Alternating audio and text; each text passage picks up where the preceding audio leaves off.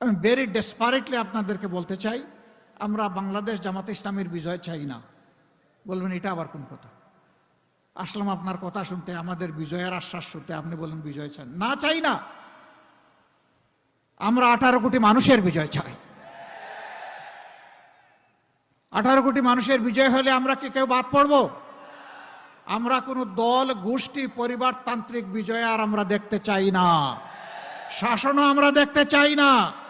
আমাদের দেশবাসী মুখিয়ে আছে নতুন বাংলাদেশ, নতুন ব্যবস্থাপনা দেখার জন্য। ইনশাআল্লাহ আল্লাহর দরবারে দোয়া করতে থাকুন, সেজদায় পড়ে, আগামী 13 তারিখ যেন হয় নতুন বাংলাদেশের জন্ম। বলবে এই বাংলাদেশ কি এখনকার চাইতে বড় হবে না ছোট হবে? না, এই বাংলাদেশই থাকবে, কিন্তু তার চরিত্র পাল্টে যাবে ইনশাআল্লাহ। এটি হবে জনকল্যাণমূলক বাংলাদেশ। এটি কোনো দল ব্যক্তিকে সন্তুষ্ট করার জন্য হবে না, বরঞ্চ জনগণকে তাদের পাশে থেকে সেবা দেওয়ার জন্য হবে। সম্মানিত ভাইরা, দুটি ভোট, একটি হচ্ছে